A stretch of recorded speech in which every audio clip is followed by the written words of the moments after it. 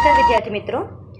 अब तक के वीडियो में हमने भक्तिकाल का उद्भव, विकास, भक्तिकाल की प्रवृत्तियाँ, भक्तिकाल की विशेषताएं, इन सब पर प्रकाश डाला था।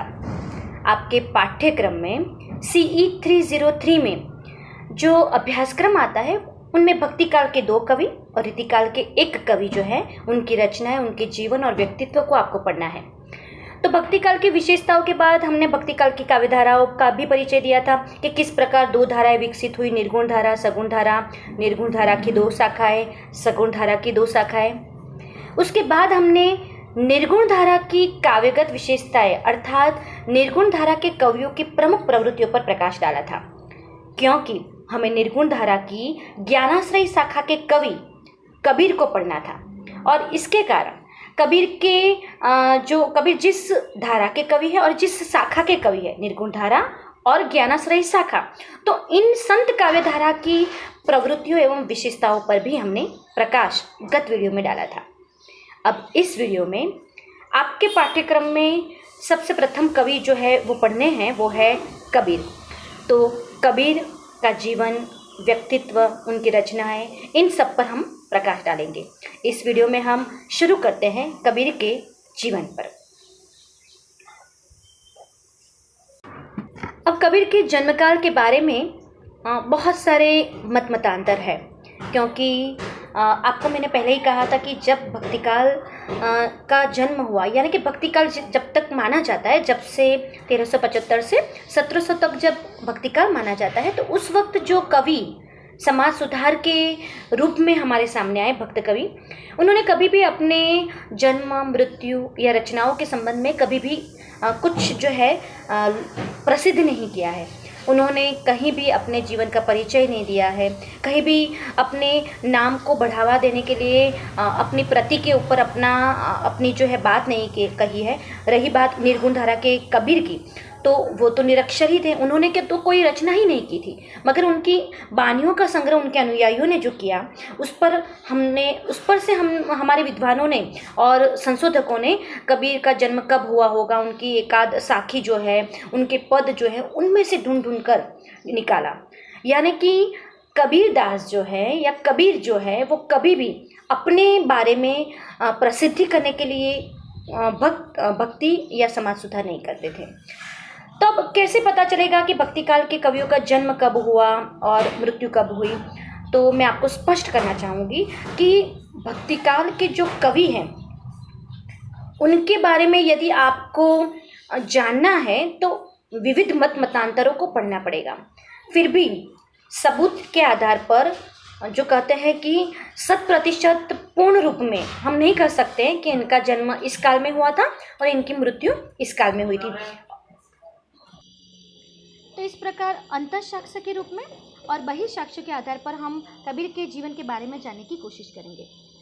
अब अंतःसाक्ष्य में कबीर ने खुद कहा है कि सनक सनंदन जयदेव नामा भगति करी मन उन्हीं न जाना। उसका मतलब यह है कि उन्होंने जयदेव और नामदेव को भक्त शिरोमणि के स्थान पर रखकर उनकी वंदना की है। तो ये जो है बात साबित हो जाती है कि जयदेव और नामा यानी कि नामदेव, ये संत कवि उनके पहले हो गए हैं, यानी कि कबीर उनको गुरु मानते थे। तो उनका जन्म समय जयदेव के नाम जन्म समय के बाद कबीर का जन्म समय है।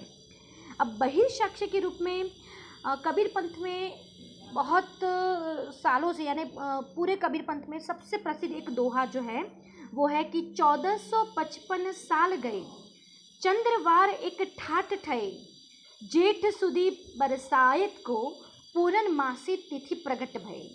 अर्थात 1455 साल बीत गए हैं, यानी कि 1455 का साल है। चंद्रवार यानी सोमवार है, सोमवार एक ठाठ यानी कि अच्छा वार, चंद्रवार सोमवार है। जेठ सुदी बरसायत को यानी कि ज्येष्ठ महीना है और पूरनमासी तिथि है। तो पूरनमासी तिथि में जेठ महीने में सोमवार को 1455 के साल को कबीर का जन्म हुआ था। ऐसे उनके अनुयायी और कबीर पंथ में ये दोहा प्रसिद्ध है। मगर डॉक्टर श्याम सुंदर दास इस दोहे के बारे में जो है अपने विचार प्रकट करते हुए कहते हैं कि यहाँ दोहे में ये लिखा गया है कि 1455 साल गए। गए का मतलब ये है कि चले गए, व्यतीत हो गए हैं।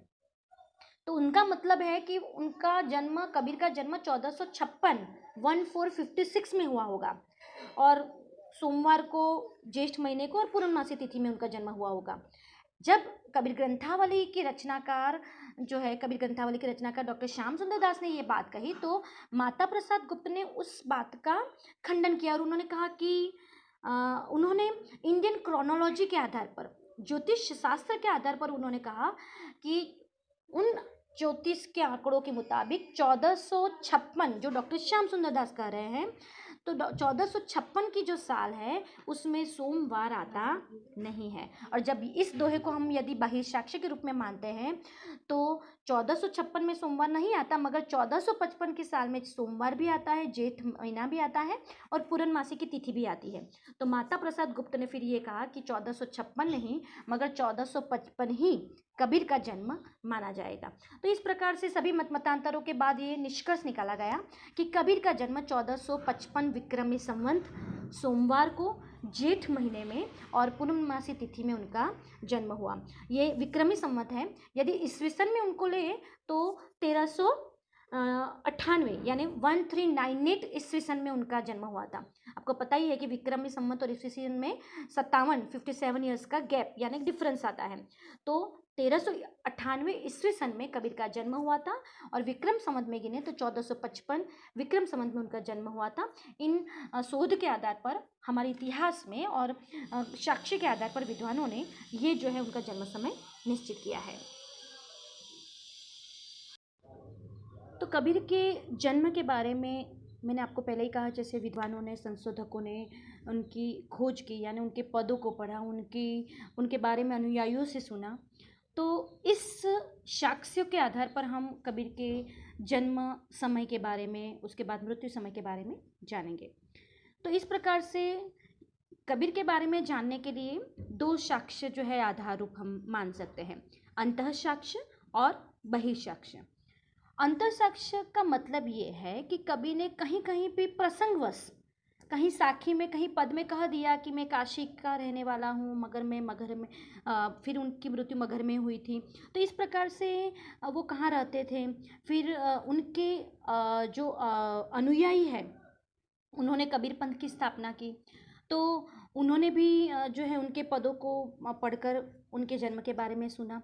तो कबीर ने खुद कहीं कहीं प्रसंगवश कोई बात साखी या पद में कह दी हो, अथवा तो कोई जनश्रुति यानी कि उनके समय के ऐसे कोई व्यक्ति है कि जिनकी रचनाएं प्रसिद्ध है और उन्होंने कबीर के बारे में कहा हो और वो कबीर को जानते हैं, जैसे गुरु नानक देव।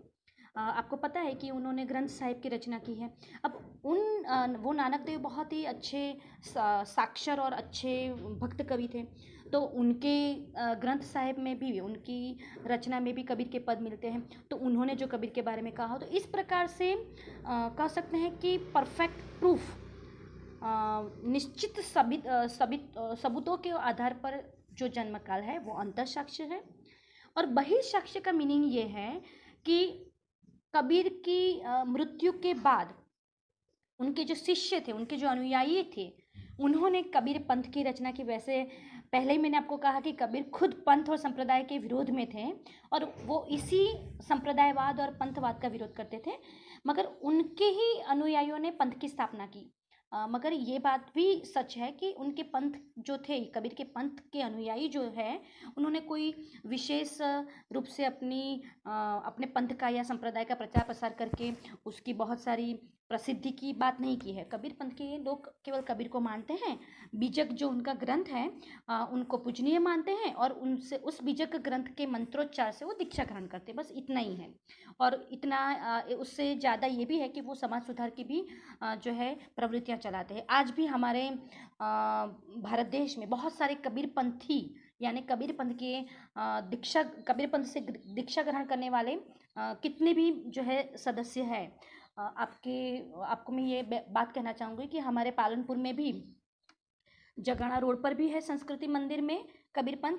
फिर कुंवरबा हाई स्कूल आपको पता ही है, तो कुंवरबा में भी कबीर पंथ का जो है एक परिवार, एक संस्था चल रही है, जिसमें कबीर को मानने वाले जो है भक्त लोग आते हैं और जो है कबीर की चर्चा करते हैं, कबीर के विजय को पढ़ते हैं और फिर चले जाते हैं। और उनका भी एक प्रकार का एक रजिस्ट्रेशन यानी एक संस्था है जिससे वो आगे बढ़ते हैं। तो इस प्रकार से कबीर के अंतःसाक्ष्य यानी उन्हीं के द्वारा उनकी रचनाओं में लिखी गई बातें उनके आधार पर, बहिर्साक्ष्य यानी कि उनके अनुयायी, उनके शिष्य जो उनको बहुत मानते थे।